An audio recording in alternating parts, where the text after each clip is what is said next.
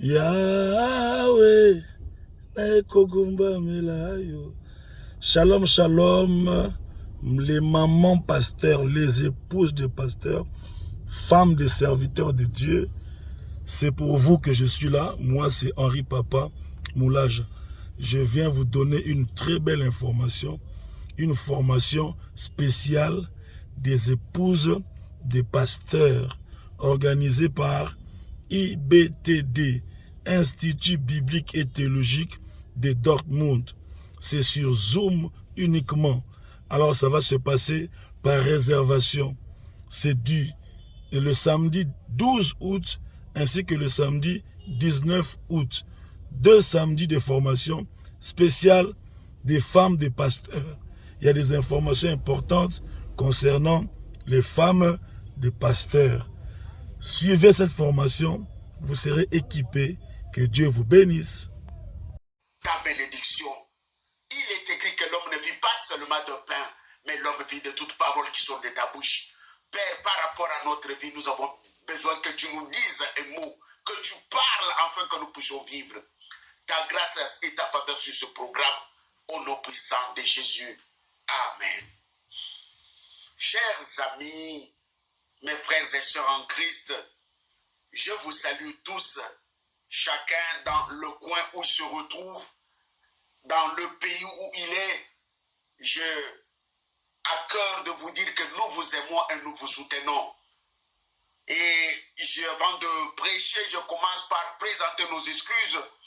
S'il y a eu un petit dérèglement, c'est normal, la technique a ses caprices.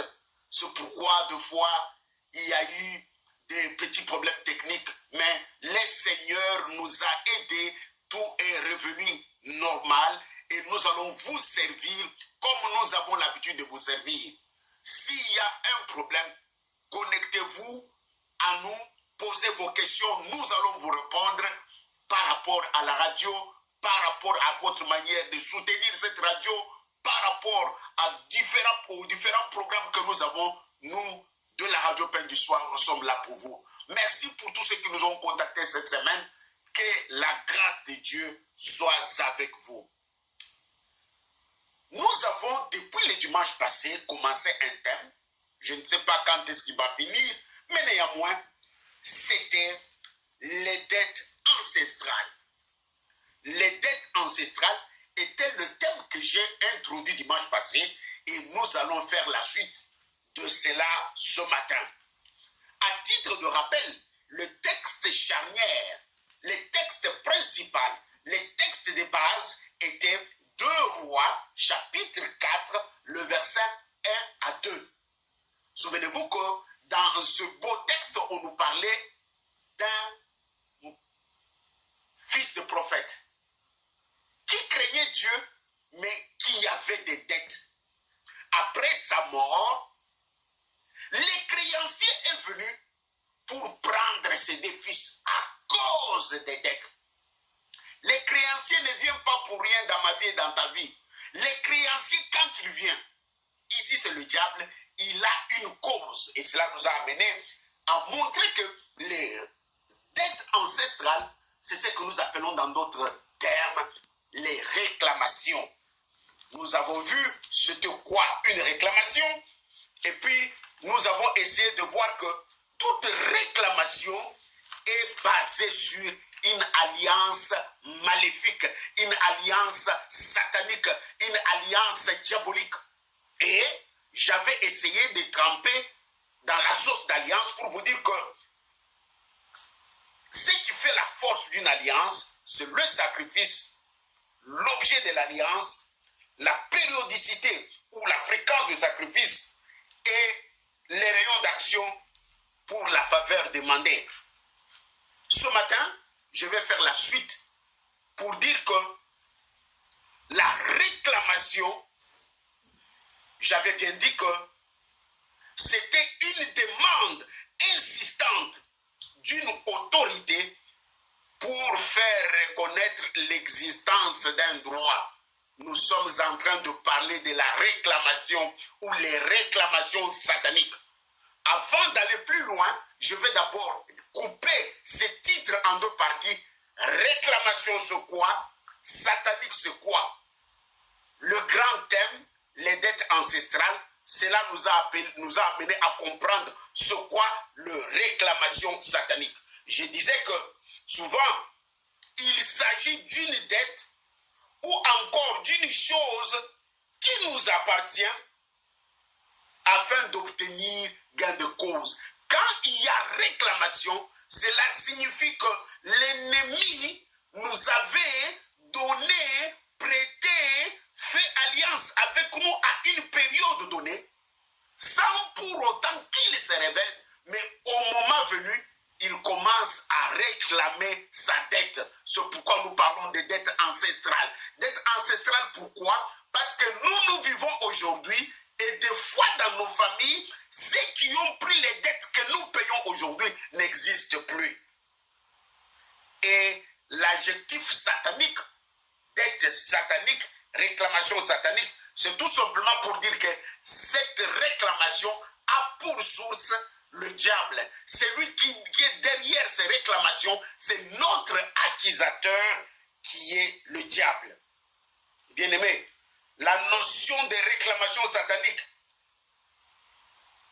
n'est pas sans raison. Quand il y a réclamation dans la vie d'une personne, il y a une raison. Dis-toi que chaque fois qu'on te parle de réclamation, il n'y a aucune réclamation sans raison. Nous sommes tous ici, je prends l'exemple pour ceux qui sont en Europe comme moi, quand tu reçois la lettre de réclamation dans ta boîte, cela signifie que tu dois avoir pris quelque chose que tu n'as pas payé. Que tu oublies ou pas, les lettres viendront. C'est ça, dans cette logique-là que les choses fonctionnent. Les réclamations ne sont pas des demandes infondées, mais ce sont des demandes que le diable fait contre nous auprès de Dieu en tenant compte des arguments qu'il a. Le diable ne demande rien pour rien. Quand le diable réclame quelque chose, il a une raison pour laquelle il la réclame. Le diable peut réclamer la vie d'une personne. Quelqu'un peut être réclamé par le diable. Ta vie tout entière, ton corps, ton âme, ton esprit, réclamé par le diable. Le diable peut réclamer la santé d'une personne. Non, tu es bien, mais c'est seulement la santé qui t'embête depuis santé. Et quelque part, je ne dis pas que toutes les maladies que nous avons viennent des réclamations sataniques, non. Mais je parle ici au cas où le diable réclame ta santé, tu seras plongé dans des maladies en maladie. Tu sors de cette maladie, tu entres dans l'autre maladie. Tu sors de celle-ci, tu entres. Pourquoi? Parce que tant qu'on n'a pas, et des fois même on va chez le médecin, on dit que toujours mon anabicho est mon côté. Mais quand tu es dans ton corps, tu souffres alors. Souvent des cas pareils sont des cas de réclamation de santé. Non, le diable peut réclamer le bien d'une personne. Le diable peut réclamer le bien d'une personne. Le diable peut aussi réclamer la destinée d'une personne. Tu es là, tu n'avances plus. Dans la nuit, quand tu rêves, tu vois des grandes choses, mais dans le jour, ça ne s'accomplit jamais. Bref, ce matin, il est question des réclamations sataniques. Je ne veux pas aller plus loin ou aller vite. Mon but est que chacun de vous comprenne ce que Dieu veut nous communiquer. Ce matin, j'ai réservé seulement quelques textes bibliques ou bien quelques exemples des réclamations bibliques, des réclamations sataniques dans la Bible. Quelques exemples des réclamations sataniques dans la Bible. Nous allons voir la première réclamation. Nous allons lire au moins 4 ou 5 textes aujourd'hui pour pouvoir bien comprendre la pensée de Dieu. Nous lisons dans un instant, j'ouvre ma Bible dans le livre de Luc chapitre 22, le verset 31 à 32. Luc chapitre 22, le verset 31 à 32. J'aimerais que tu prennes bien note, parce que ça va t'aider. Luc chapitre 22, le verset 31 à 32. Je vais dire, le Seigneur dit, Simon, Simon, Satan vous a réclamé pour vous cribler comme le froment. Mais j'ai prié pour toi afin que ta foi ne défaille point. Et toi, quand tu seras converti, affermis tes frères. Ici, nous voyons dans la Bible, on nous montre comment Satan réclame les disciples de Jésus. Bien aimé, la notion de réclamation satanique n'est pas seulement pour nous. Depuis le temps de Jésus, depuis le temps de la Bible, il y avait des réclamations. Nous voyons Jésus qui était dans une situation paisible avec ses disciples. Subitement, Satan apparaît à Jésus pour réclamer ses disciples. Pour réclamer les disciples qu'on appelle Simon. Le diable veut cribler Simon. Le diable veut détruire la vie de Simon. Le diable veut en finir avec Simon. Bien-aimé, l'argument que le diable avait n'est pas mentionné dans ces textes. Pourquoi? Parce que chaque fois qu'il y a réclamation, ma soeur, mon frère, sache qu'il y a un argument. C'est le but de mon enseignement. Chaque fois qu'il y a réclamation, tu dois te poser la question, quel est l'argument que le diable présente? Et non pas seulement l'argument, j'aimerais te dire que Jésus, dans ces textes, a prié, il dit que j'ai prié pour que ta foi ne défaille point. Quelque part, Jésus a combattu pour Simon-Pierre. Quelque part, Jésus a dû défendre la position de Simon-Pierre auprès du diable. Non, j'aimerais t'encourager ce matin. Les réclamations peuvent être là. Mais si tu as le deux pieds dans les seigneurs, si tu es assis en Christ, le Dieu de gloire se mettra debout pour défendre ta cause. Regarde, Satan a réclamé Simon-Pierre. Satan a réclamé Simon-Pierre. Alors, moi en tant qu'enseignant de la parole de Dieu, moi en tant que quelqu'un qui scrute les Écritures, je me suis posé la question, pourquoi Satan a réclamé Simon-Pierre? Il y avait beaucoup de disciples. Mais pourquoi seulement Simon? Bien-aimé, le diable n'entre pas dans ta vie pour rien. Il y a toujours une cause. Je me suis référé au péché que Simon-Pierre a commis. N'oubliez pas qu'avant l'arrestation de Jésus, Simon a renié Pierre. De quoi a renié Jésus? Simon a renié Jésus. Et je me dis que ce n'est pas mentionné dans la Bible. Moi, en tant qu'étudiant de la parole de Dieu, en tant que quelqu'un qui scrute les Écritures, j'ai compris que parce qu'il n'y a pas de réclamation sans cause, la cause dans la vie de Simon-Pierre n'est pas mentionnée. Mais moi, cherchant la cause, ça peut être le péché de Simon-Pierre. Parce que le diable n'entre pas dans ta vie pour rien tant que tu ne lui as pas ouvert la porte.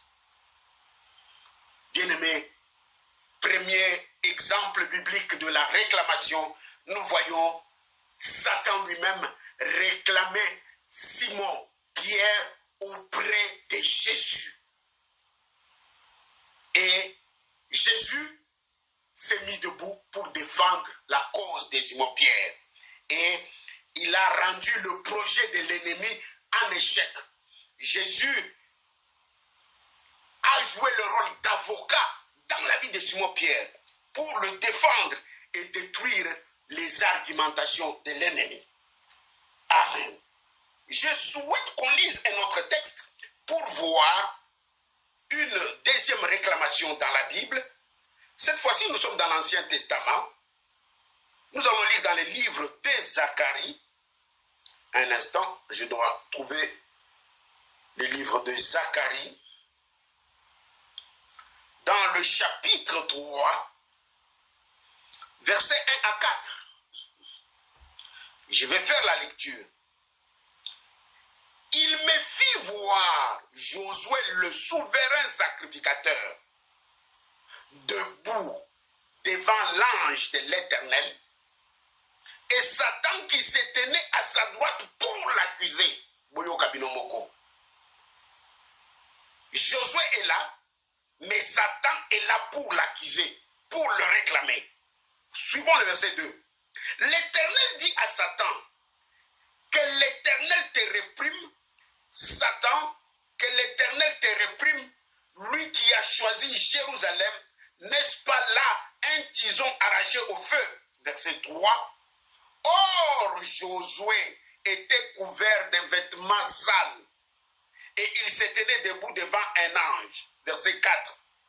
L'ange prenant la parole dit à ceux qui étaient devant lui, ôtez-lui les vêtements sales, puis il dit à Josué, vois, je t'enlève ton iniquité et je te revêt d'habits de fête. Ici, nous voyons Satan réclamer le souverain sacrificateur Josué. Nous voyons Satan réclamer le souverain sacrificateur Josué. Alors, comme nous avons vu qu'il n'y a pas de réclamation sans argument, sans cause. Quand nous lisons dans ces textes, même vous voyez que la cause pour laquelle on réclamait le souverain sacrificateur Josué, c'est tout simplement parce que ses habits étaient sales. Dans la Bible, Maman Régine, chaque fois qu'on parle des habits sales, on fait allusion à une vie de péché. Cela signifie que Josué, malgré qu'il était souverain sacrificateur, il avait les habits sales dans ce texte ici. Et le diable en a profité comme argument, les habits sales, pour le réclamer auprès de Dieu. Non, nous voyons le verset 4 dire que l'ange prenant la parole et dit à ceux qui étaient avec lui, ôtez-lui les vêtements sales. Quelque part, l'ange dans la Bible représente la présence de Dieu. Nous voyons le Seigneur notre Dieu intervenir dans le cas de Josué pour ôter l'habit sale qui donnait l'occasion ou accès au diable de l'accuser. C'est ainsi que la situation de Josué a changé. La Bible ajoute, je t'enlève ton iniquité et je te revêt d'habits de fête. On a ôté le péché, on a ôté l'habit d'iniquité, on lui a donné l'habit de fête qui signifie l'habit, la sanctification, une vie propre. Bien-aimé, mon frère, ma soeur, chaque fois qu'on te parle de réclamation, il y a un argument que le diable avance, il y a une cause que l'ennemi avance. Examinons encore un autre texte, Jude chapitre 1, le verset 9. Nous allons lire ce matin, j'ai préparé seulement les textes pour vous montrer que les réclamations sont bibliques. Cela va vous permettre de bien suivre mon enseignement quand j'entrerai dans les choses compliquées. Nous sommes dans le Nouveau Testament, dans le livre de Jude au chapitre 1, le verset 9. Jude chapitre 1, le verset 9. Nous lisons les textes bibliques. Or, l'archange Michel, lorsqu'il contestait avec le diable et lui disputait le corps de Moïse, n'osa pas porter contre lui un jugement injurieux, mais il dit que le Seigneur te réprime. Ici, on nous présente le diable qui accuse, qui réclame le corps de Moïse. Je reprends la lecture. Or, l'archange Michel, lorsqu'il contestait avec le diable et lui disputait le corps de Moïse, n'osa pas porter contre lui un jugement injurieux, mais il dit que le Seigneur te réprime. Le diable peut réclamer le corps d'un mort. Ici, Moïse était déjà mort. Moïse était déjà mort. Ici, Moïse n'est pas vivant. Après que Moïse soit mort, le diable voulait voler son corps. Le diable est venu pour réclamer son corps. Alors, nous voyons, selon notre leçon de ce matin, notre enseignement, que le diable est notre accusateur et quand il vient réclamer, il y a toujours une cause pour laquelle il réclame la chose dans notre vie. Alors, dans le cas de Moïse, Moïse n'était pas vivant, il était déjà mort. C'est pour dire que pour nous les chrétiens, même quand tu es mort, tu es toujours utile auprès de Dieu. Tu es toujours important parce que les jours de notre résurrection, nous ressusciterons avec ce corps. Le corps de Moïse, le diable voulait à tout prix l'avoir. Le corps de Moïse a été réclamé par le diable. Mais ce n'est pas marqué dans ces versets, comme je vous ai dit que moi, en tant qu'étudiant de la parole de Dieu, je me suis demandé, mais pourquoi le diable a réclamé le corps de Moïse? Moïse déjà mort, mais il veut à tout prix avoir son corps. Pourquoi le diable? Qu'est-ce qui a donné accès? Qu'est-ce qui a donné le droit au diable de réclamer le corps de Moïse? Et je me suis souvenu que, souvenez-vous que dans le désert, Moïse avait péché, avait désobéi à Dieu. Quand Dieu lui a dit de taper le rocher pour que l'eau sorte, une fois, Moïse n'a pas tapé une fois. Moïse a tapé plusieurs fois, ce qui était déjà un signe de désobéissance. D'ailleurs, certains commentaires disent que Dieu avait dit à Moïse de parler au rocher, mais lui a tapé. Ce qui montre qu'il a désobéi, et c'est déjà un péché dans la vie de Moïse. Avant même le désert, souvenez-vous, dans Exode chapitre 2, verset 12, Moïse avait tué un Égyptien quand ils étaient encore de l'autre côté. Ah, toi tu vas me dire que l'Isouana Nasalango Kala, non, non. Tant que tu n'as pas mis cela en ordre avec le Seigneur, on va te les réclamer. On va te réclamer. Nyongo ya batu, erwanda ofanda na njili na quartier 5, ozwaka mapa na coin, oyati poto 20 ans yangoyo, mama ya mapa wana kufa na kokufa, yebake nyongo wana za likolo na yo. Bien aimé, nous voyons Moïse ici, à la fin de sa vie, Moïse était déjà mort.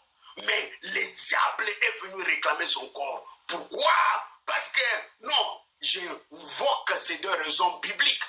Moïse a péché devant le rocher. Moïse a tué quelqu'un en Égypte pendant qu'il était en mission pour faire sortir le peuple d'Israël. Il n'y a pas de réclamations sans cause. Cela signifie que les réclamations qui sont dans ta vie là, tu dois chercher à connaître quels sont les arguments que le diable utilise. Bien-aimé, mon but ce matin est que chacun de nous qui connaît la réclamation ou les réclamations se pose la question, les réclamations qui sont dans ma vie, quels sont les arguments d'accusation que le diable utilise? Quel est le motif? Quelle est la cause pour laquelle le diable m'accuse auprès de Dieu? Amen, amen, amen. Nous allons lire dans Job, chapitre 2, on réclamait aussi Job. Je suis en train de lire tous les textes qui parlent de réclamation pour me permettre le dimanche prochain de bien naviguer. Nous sommes dans l'Ancien Testament. Donne-moi quelques secondes. Ça. Wow. Merci. J'avais un petit problème sur mon iPad. Le tableau était devenu noir. Voilà. Job, chapitre 2, le verset 4 à 6. Je vais lire très bien.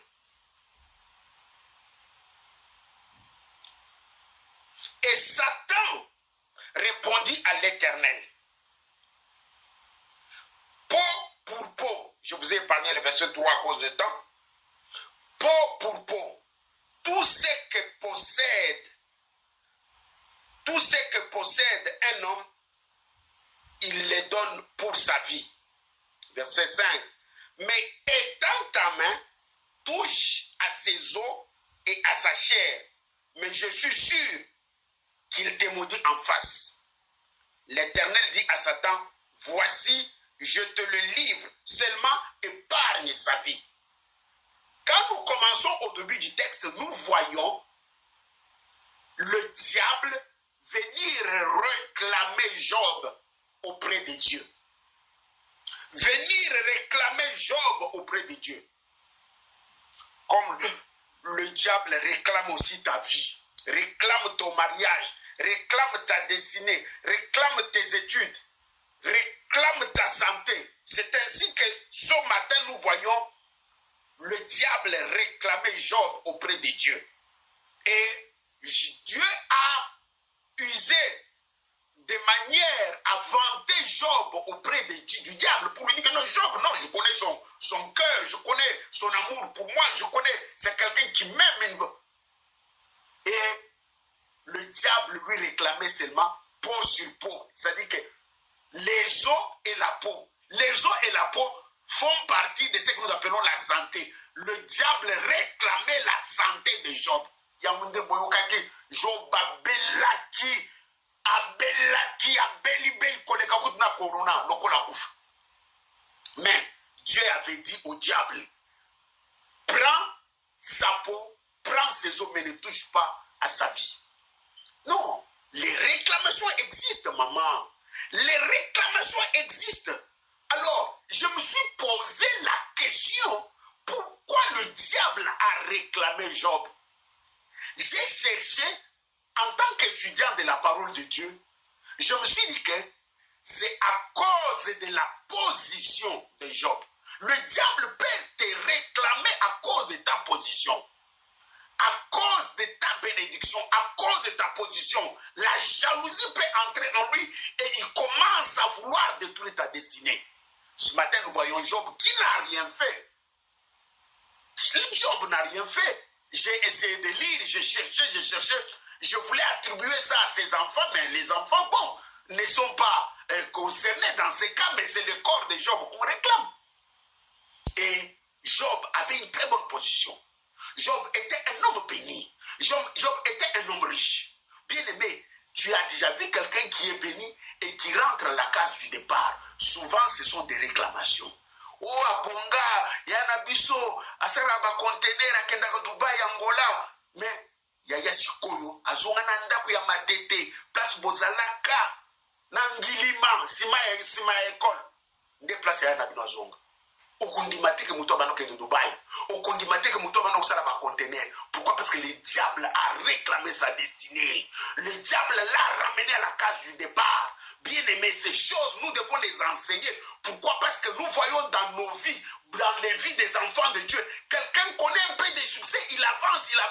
Au lieu de maintenir le succès, au lieu d'aller de gloire en gloire, subitement, tu vois, il connaît une rétrogradation inimaginable, il se retrouve à la case du départ. Azangina mbongo kufuta assurance sa voiture, bakangie motuka.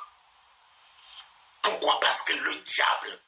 Non, le but de mon enseignement ce matin était de vous présenter les réclamations sataniques. J'ai bien dit réclamation signifie demande avec insistance à cause de quelque chose que nous possédons. Satanique, pourquoi? Parce que ça vient du diable, l'accusateur. J'ai étalé quelques textes bibliques pour vous montrer que les réclamations sont bibliques. Et il n'y a pas de réclamation sans cause. Il y a toujours une cause. Et nous entrerons dans les détails la semaine prochaine. Pour terminer, je ne veux pas lire. Non, je peux toujours lire Apocalypse chapitre 12, 10 à 12. Oui, j'ai encore 2 minutes. Nous sommes dans le Nouveau Testament. Nous sommes dans le Nouveau Testament,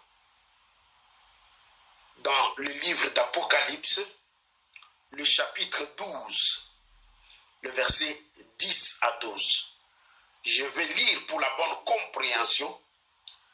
Et j'ai entendu dans le ciel une voix forte qui disait, maintenant le salut est arrivé et la puissance et le règne de notre Dieu et l'autorité de son Christ.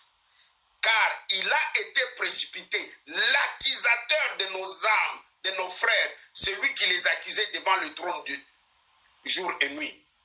Ils l'ont vaincu à cause du sang de l'agneau, à cause de la parole de leur témoignage. Ils n'ont pas aimé leur vie jusqu'à craindre la mort. Satan, l'accusateur de chrétiens, dans ce texte, ceci montre que les réclamations sont encore aujourd'hui. Nous sommes dans le Nouveau Testament, nous sommes au temps de Jésus. On insiste pour montrer que les réclamations de Satan sont continuelles jusqu'à nous aujourd'hui. Et ce qui me fait plaisir, c'est le verset 11 qui montre qu'ils l'ont vaincu à cause du sang de l'agneau. Le sang de Jésus est notre arme par excellence pour détruire les accusations de l'ennemi.